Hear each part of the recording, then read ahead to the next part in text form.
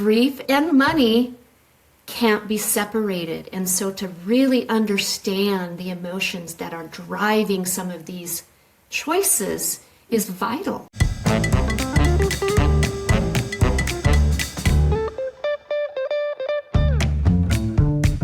Gloria Steinem once said, "We will never solve the feminization of power until we solve the masculinity of wealth." Barbara Provost and Maggie Nielsen are the team at Purse Strings that will help you navigate the ins and outs of financial independence so that you can be financially fearless.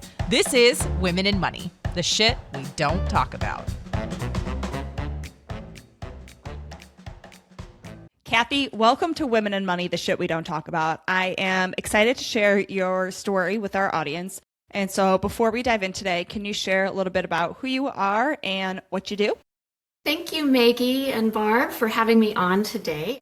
Yes, my name is Kathi Balasek, and what I do is I train professionals in grief-ready communication. And my background is in education, but my lived experience as a widow really has formulated a path forward to not only help people who are in grief, but help the professionals who serve them with a language that lands. My life is beautiful. I had the fairy tale. And I met a wonderful man, John. We had 5 kids. 5? Yes, 5 children. It's this side of nuts, I'll just tell you. And a diagnosis changed our life. We were in our 30s and he got diagnosed with brain cancer, and he made it 5 years past that, and then he died. So I was a caregiver and a widow at a very young age, and it really changed how I view life and love and how I want to live. You know, he didn't teach me how to die. He taught me how to live. And so I knew at some point in my career that I would want to shift and do something meaningful with my experience. So that's my background. I was a teacher at the university. I trained teachers. And so I've had a beautiful career, but I decided to sidestep and be an entrepreneur and really train something that is deeply meaningful and mission-based, because I believe that grief and loss and widowhood, they're financial. It's like a lava lamp. You cannot separate it out. It ebbs and flows. And it's been over 20 years since I've lost John. And every decision, every financial decision has some of that grief and loss in the background. And so I am on a mission to really help people, help professionals start talking about these things so that they can move forward with confidence and clarity and not sever relationships, both personal and professional, and live their best life. I have a ton of questions. Yeah. And I'm excited to have you on, as I think, you know, when you lose someone, it's such a hard conversation for people to have. None of us are like well equipped to have it. I know I'm not. Like, you know, you always don't want to say the wrong thing, but you want to be careful and caring. And so there's a lot of moving parts. But that example of a lava lamp, just like, I think about how there's the small bubbles, things come and go, but sometimes there's like a big clump, you know, that kind of comes up too. And so it really is, you know, grief comes in waves, right? And you never know when it might hit or how big it might come. And so I just see those little bubbles in the lava lamp. And so before we kind of get into the work that you do now, I kind of want to start, you know, with your story of being a wife to a caregiver to a widow before 40. It's a lot to hold. So can you take us back to some important moments on your journey and what kind of shifted for you financially? You know, I look back at that time now, and it was a blur. I mean, I think I spent a year in bed. I mean, I would get up, I'd get every kid to be where they needed to be, and I'd go back in bed for 5 or 6 hours, set an alarm, and get back up. I mean, I was barely functioning. And yet, I had people to help me, my family. I mean, my parents are rock stars. They basically moved from Montana to help me and help me with the kids. But here's the thing about widowhood is that first and second year, they're brutal. I've always been confident. I've always been a leader. Not during that time. It takes your self-worth, your confidence. You feel like you're picked last on a team, naked and afraid on a high bar. It's unbelievable how it messes with your mindset and fear, uncertainty. And I think a lot of people don't give others going through grief that grace. And when I started to figure out, I remember my mom saying at one point, she's like, this was after about a month or two, she says, Kathi, he's not coming back. Brutal, sobering, but I needed to hear it. Your kids lost one parent, they can't lose another. And you need to get up, whatever that getting up looks like, but you have to do it. And it really was a turning point in me. I stopped to avoid. I'm very passionate about this time in my life because it takes me back emotionally.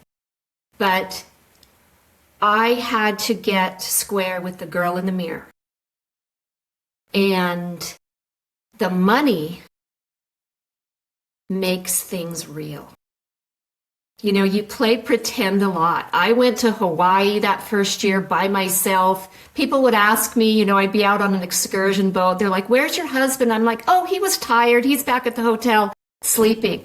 I became a big fat fibber because it was more comforting and easy to say that and to tell my sad story. But the money makes it real. And you have to get square with that. And I had to go take that first step back into my financial advisor's office and start handling things. Because I learned nobody else can do it. But there's great people to help. People want to support you. And that was pivotal. And I think that was a shift. And then the other shift at that point was during that first year, at the end of that first year, I decided to go back to school. I had taken a leave of absence when I was caregiving for him. And you realize the finances.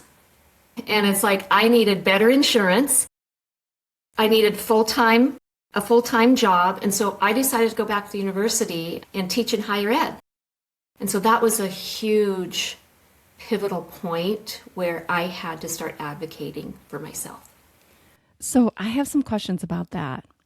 Can you share a little bit about where you were financially in terms of what you knew was going on in your finances in the family, how either covered you were insurance-wise, financial-wise, and 5 children? What were their age ranges? I'll start with the kids. Their age ranges were 4, 6, 12, 16, and 18. And, that was a lot. I mean, I hear friends of mine at that time, they're like, oh, I've got to take my kids to 2 schools. I'm like, you know what? You're not going to win that game. So let's not compare. And financially and insurance, my husband was a FedEx pilot. So I never call him my late husband because you don't want to be late when you're an airline pilot. And we had great insurance, but his insurance didn't cover me after that. I had a year with Cobra. And I had taken a leave from my teaching position during caregiving. So I knew I had that. He had a small life insurance policy that covered me and the 5 kids. And so I think back at that time and now, it really paid for all 6 of us to get college degrees. Oh, good. Me included. So I spent a lot of that money on my next phase and going back to school. So I knew I had to have money that would supplement that. And I also had a pension from his work, FedEx, which, grateful, I had a spousal income benefit for life. However, This is where money gets in your head, because with many pensions, I can keep this pension for life unless I marry again. Can you say that again? I can keep this pension for life unless I get remarried. And so you look at where we are today in this world, and basically the world is telling me that, we want you to move forward, okay? We want all widows to move forward, but not really with your life. And, a pension and a life benefit and the cost of caregiving and the longevity for women and all of those things, they need to be weighed into this. So some of these decisions are not just emotional, my own happiness, I want to be married again. It's not the best financial decision for me. As women, and this is a rule for men too, it seems very controlled, limited, and honestly a little bit discriminated against. It's like the government or systems, we want you to get better, but not really. So these types of limitations, and there's several limitations. I mean, how many doctor's offices do you have to go in and check the widow box? We're done, okay? They send the message that you as a widowed person are controlled by money a little bit, are less than. Let's put you on the bargain bin. We have to justify things, and it can really mess with your money mindset and who you are as a person. And this is stuff that they don't tell you. And when you're widowed, remarriage has financial stipulations, You can't remarry before 60, or you lose his Social Security forever. Nobody ever told me that. This is something that people don't know. When the average age of widows is 59, you can imagine they're still working. They have kids at home, kids in college, retirement issues. Just filling out a FAFSA, if you are solo versus remarried, changes the numbers. So there's a lot of rules inside and out financially that can harm you if you don't know what you're doing and you don't have a professional that can help you. And did you have a good financial professional who knew these nuances? Okay, I good. did. So you didn't fall into any No. traps or like uh-ohs. I didn't fall into that, and he was very supportive, and he was a family friend. He was best friends with my husband growing up. Okay. But as I've learned more and in the business that I do, we all have more to learn. We all have more to learn to support people who are going through grief and learning this language, because grief is a universal experience, but it's not a universal language. And if grief were a sport, we'd all be world-class athletes, because we're either grieving, we know somebody who is grieving, or will be grieving. And that's why, as a professional, having my background and then my lived experience, changing how we have these conversations with our families, with our loved ones, with professionals, has value well beyond the numbers, well beyond the relationship, because we live in a very grief illiterate society. We don't want to talk about it, right? I am like the turd in the punch bowl. It's like, I know how to clear a room. I make people awkward when they know my story. Interesting. What most people do is they don't tell their story because they don't want to, be the buzzkill in the group. It's very isolating for widows, for grieving people, for people going through caregiving. And yet, there's so many things that people can do in a compassionate and empathetic way to help them feel included, to help them feel a part of their story, to engage. Because we don't know what to say, right? Yeah, so we can learn from you. So let's dive into that. If someone's in an early stage of loss or transition, how does one person, first of all, help support them? And what's something like a small step they can take to feel more in control as well? Number one is we all know how this movie ends for all of us, right? So we're not good at this skill. It is a skill. Let go of what you said in the past. Who cares? Today, find one person that maybe needs your e-game. Give them some empathy. Just one person today. And I think some rules of thumb here are just reach out. I'm thinking about you. This must be difficult. I was thinking about John the other day, and I'm really missing him. I get a lot of that right now that's so comforting. I mean, this was over 20 years ago, but my youngest son, Jesse, is now a pilot. Oh, wow. It's just bittersweet. And so many people reached out and told me what that meant to them, having known John. Those things matter. The stories matter.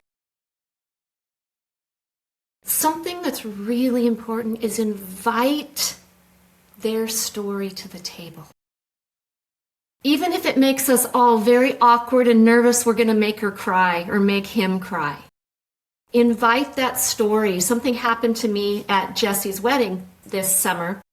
He married the cutest little gal. And she's a nurse. She's a NICU nurse.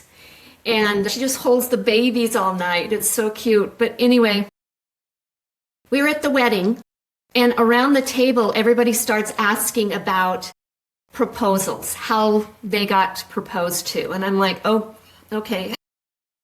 They'll get to me, and this will be the end. I'm like, okay, maybe it's time for me to get a beverage. Honestly, somebody said, Kathi, how did John propose to you? It was like I get to tell my story. Because the end of a life didn't end a relationship. And this is part of my story. And I don't think we invite those stories enough. And that's where connection lives. That's where trust is built the quickest. And in the end, those are the stories that matter. Mm-hmm. And so to invite the story, say the person's name. Don't be afraid that you're going to say it wrong or awkwardly and have these Bambi moments, Just the fact that you put forth some effort matters. And it opens the conversation to better conversations. And pretty soon, they're not awkward anymore.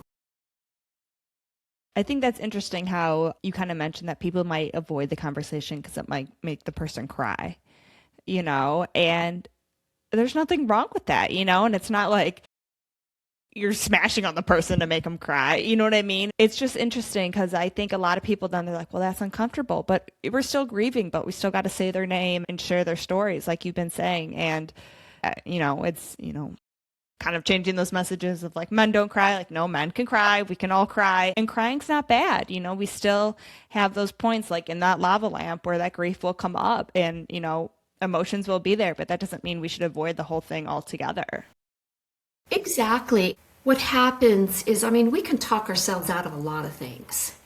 And, just taking that first step, because in where we are in this world right now, I don't know if you're living under a rock or whatever, but there's a lot of sad and loneliness and uncertainty going on right now.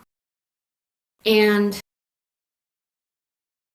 cheering it up, you're so resilient, find the silver linings, We are culturally conditioned to cheer people up.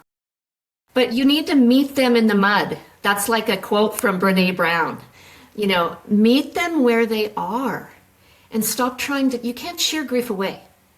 And we don't clearly understand what grief is and what grief isn't.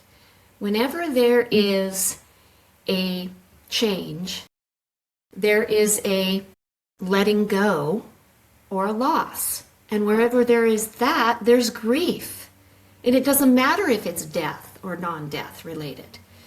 And so we disenfranchise people's right to grieve by saying things like, wow, I would have thought you'd have been through that by now.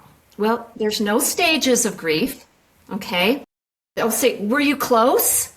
As if, you weren't close to that person or not. And I'll hear people say, well, when a spouse dies, well, I didn't even think they had that great of a marriage before. And they just say things trying to, because our beautiful little brains, we try to quantify things because what we're hearing and witnessing is incredibly sad. So quantifying this, we try to justify, rationalize. They're like, oh, you're young, you'll meet somebody new. It's like, I'm not camping out at the courthouse lawn waiting for a new divorcee to walk out. You're not? So we say things based on, their age. Well, how old were they? Were you close? To try to quantify really how unfair this is in people's lives. So people mean well, but to avoid those statements is the first change that needs to be made, of really stop quantifying and justifying and cheering it up. And then my last fan favorite is comparative suffering. Like, your loss is bigger than mine is bigger than yours. And we do that a lot, and we do it as a defense mechanism. But grief is as unique as your fingerprint. And that one is not more severe than somebody else's. The only grief that matters is their grief, the person right in front of you who needs your compassion and empathy and words. Well, and I'm glad we're having this conversation on the shit we don't talk about, because just like grief and money, those are conversations that people feel awkward diving into. But if we don't have them, unpack it a little bit, just start talking about it and learning from one another about how can we best have these conversations so that, the population is aging. We're going to see a lot of grieving widows and grieving families, and we need to be able to respect that and support those people and be there for them, in a way. And sometimes I think people don't want to say anything because it makes them feel uncomfortable more than the person who's grieving. Like, I feel awkward, I'm uncomfortable, I don't want to talk about it. But it's not about you, it's about the person who's grieving. Exactly, and when things are hard and sad, and we go inward. That's a normal response to protect ourselves. Okay, there shouldn't be any guilt there, but we do go there. And so to really learn to practice how to be present, words that keep you present, and to focus on them. And this is a skill and a practice learned skill. And then it starts to become automatic, because the reality is it's going to happen to all of us. And women, 80% of men die married. And so it will be the last woman standing. It's not fair to either genders, but that is the reality. And to start having these conversations before with the people that you care about. Because, I talk to my kids about life, about what I want. I talk to my young married kids about what conversations they need to be having now. It's like date night, 12 date nights a year, and here's your agenda. And it's all financially related because they need to have them. It's like the fire drill. You have to practice this before. Right. Oh, Okay? I love that. And you have to have them now. And so every family needs to start planting these seeds, because whether your children or your loved ones, whoever you are in charge of, your legacy down the road, start planting seeds, because they might not be ready to talk about it, but they're listening. I mean, I've told this story before, but it's a favorite story to me, because I was talking to Jesse. I don't know what it is about Jesse stories, but there's something about the baby of the family, you know?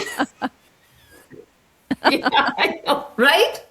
But I told him, I said, we were talking about favorite songs, and I said, well, one of my favorite songs is John Denver's Sunshine on My Shoulders, and I want it to be played at my service, and I want my service to be a party. And he's like, I don't think I know that song. So anyway, I said, well, I really want it to be like this, and I started going a little bit further with what I wanted after I'm gone, and you could tell he'd had enough. Okay, I planted the seed, but he'd had enough. So, don't try to drive that hammer. And anyway, a few days later, I get home from work, and he's a piano player. You can guess what song he's playing on the piano. So they're hearing and they're listening and having these conversations and knowing how to have them, when to stop, is key. I mean, we're not blindsiding Nana at the Thanksgiving Day table. Come on, Kathi, you're no fun. It's not a matter of convenience. It's a matter of preparing, letting people know this is why we want to talk about it, putting it on the calendar, and actually having a conversation that might not get results the first one. It might be a series of conversations. And families don't want to do that. People don't know how to do it. And that's why I've built these skills. Do you feel, with John's having cancer and having a little bit more time than just dropping of a heart attack or a sudden incident, do you feel like you were able to have some more of those conversations before he passed to kind of know what those wishes were and to transfer things over? And even though they were a bit faster than we might have these conversations with others, do you feel like you had some more of that time to get in those questions? I did. Really good question, Maggie. I had more time. We talked about these things, but I really was that traditional, didn't talk about long-term finances. Many women, they are great at money. We know how to save, spend, and stretch a dollar, but not many of us were in the long-term finance conversation, and including me. And it forced me quickly. I got a crash course very quickly prior, and that was helpful. But widowhood, when it happens, no amount of experience is going to prepare you for the volume of tasks that have to be made. And there's a real rush and pressure that doesn't need to be there that first year, because very few decisions need to be made that first year. And it's more of organizing, finding, filling out a few forms, opening up options.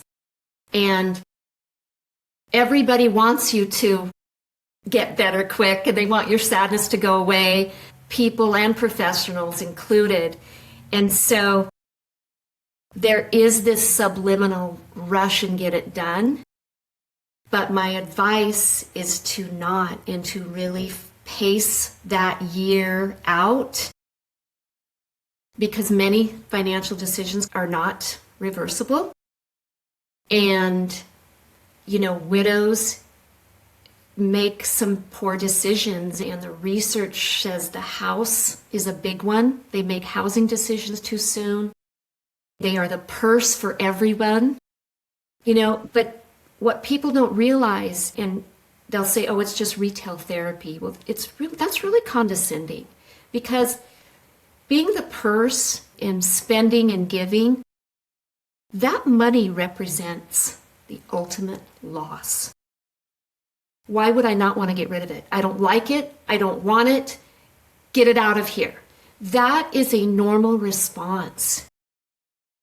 And when you go deeper into like the housing decision, should they keep it? Should they sell it? Refinance, redecorate, downsize, whatever.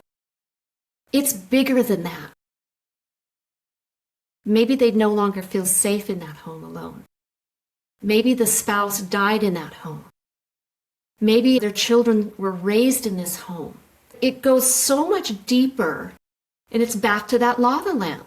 Grief and money can't be separated. And so to really understand the emotions that are driving some of these choices is vital. Yeah, we hear a lot about, just making decisions when your emotions are increased is a lot. And not only are you managing your own emotions and your own grief, you're helping 5 children go through that, which is uncharted territory. And, everyone's got their own lava lamp that they're, trying to work through. And so it's a lot to manage your own and to help others as well. So those big decisions, we've just got to kind of wait and put them on hold and not let people rush us, but also have those good people in our corner, like our, good advisors who can say, okay, these things actually do need to be done now or in the next 3 months. And these things we could wait, we can hold off to, because there is a bit of both, right? And so looking back, like, what do you wish you knew about money before your whole world changed? I wish I understood more of the long-term finances. I didn't know anything about that. And I wish I would have. I wish I would have understood it more. I wish I would have taken a more active role.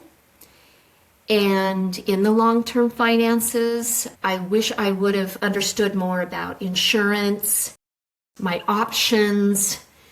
I made silly mistakes back then. When a widow walks onto a car lot, you can basically finish that sentence. I overpaid, didn't know, bought the extended warranty. The car was cashmere in color. That was the name. So in all fairness, but I made a lot of stupid mistakes because I didn't understand debt. I didn't understand compounding interest. I didn't understand opportunities for me financially. And I had a lot of guilt about that for a while, and shame. And you're embarrassed to admit it. You're embarrassed to ask for it. And anytime you bring it up, it's so tied with the emotions of loss. You're like, I'm not taking that hit today. So you just wake up another day and wake up another day. And if I could give advice to any young person, couple, start having these date night conversations. Get great insurance, health insurance, life insurance, know about long-term care insurance. Really put yourself in the driver's seat and find great professionals and really great resources too. If you're a brand new widow, there's resources out there for you that do a great job. I have 3 that, I know personally. I respect them.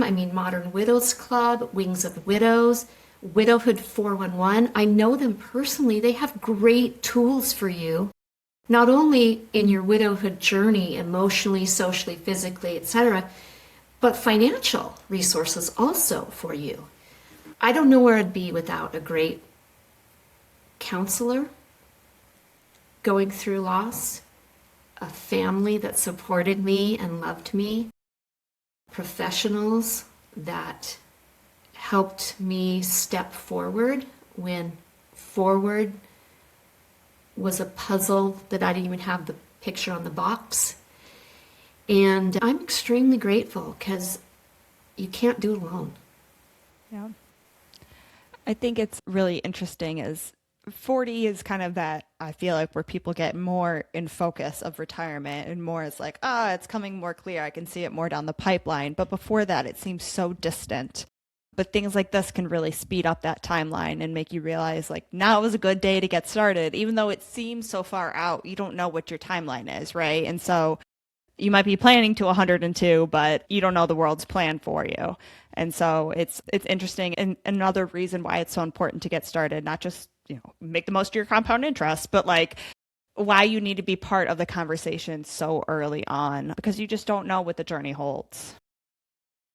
Exactly. And, it's back to that denial, There's very few things that are for sure. Death is one of them.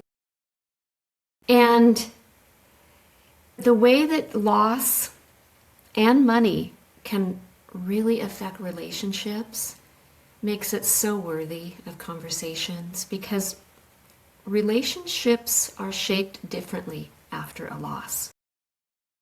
Your friendships, your social circle, your in-laws, it's different. And it's not going to be the same, but the conversations, while it's shaping, matter. And talking about hard things is one thing. Delaying talking about it just makes it worse. And so kind of with the work that you do now, what's like a piece or two of advice you would give to people if they've, work with coworkers who's lost a loved one, or a boss who's, become a widow, or even, just a friend? What are some, pieces of advice you might give? Again, we can talk ourselves out of a lot of things. And then we're like, oh, should I call? Should I text? Should I email? Should I go on social media? Stop that. Just do one thing. Pick a mode of communication and reach out. Tell them you care. Tell them you're there for them. Use the person's name in the sentence. Tell them what that person meant to you. If you didn't know the person, tell that person what your colleague always said about that person. Give a story, give a context, and then finish with, I will reach out again. I will stay in touch. You open an invite. You've got to break that ice. When I'm calling somebody for the first time, and even in my experience in my teaching, it's still, I got to get in my head to call somebody when I know this is a very fragile scenario. And it's usually, hi, Randy, I wanted to call you and say that I'm heartbroken about the death of your mother.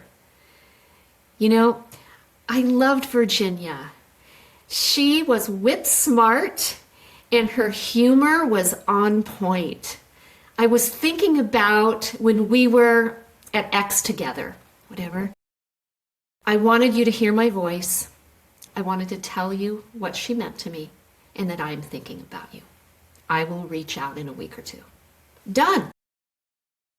And you keep reaching out. You text somebody, just thinking about you today. I know it's the anniversary of his loss, and I'm thinking of you. Or somebody who lost their mother. We are headed to the mother of all mothers in May, right? That is so hard for anybody who has lost their mother. What an opportunity to reach out. It's been over 2 decades since I've had this loss. My life is rich, fulfilling, wonderful. But when somebody says his name and that they are thinking about him, it's like whipped cream on my heart. Oh, It just is. It just is like, wow. We need a whole worldwide huddle around people showing empathy in the everyday. That's what matters. And empathy is the biggest buy one, get one. The more you give, the more you feel great about what you just did. And it's joy giving. That's what I want for this world.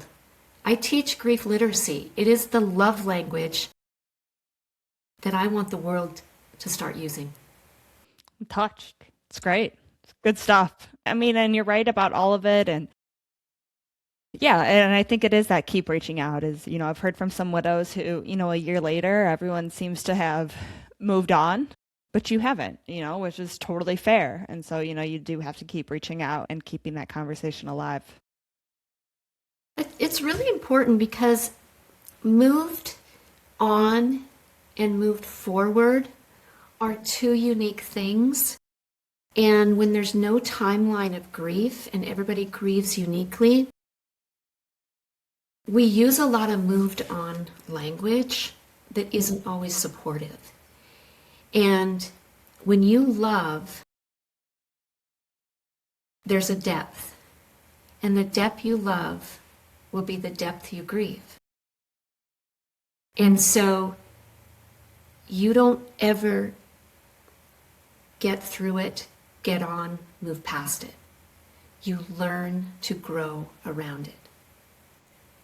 And that's a myth of getting through it, moving on, that is not supportive, and it really doesn't align with how grief works.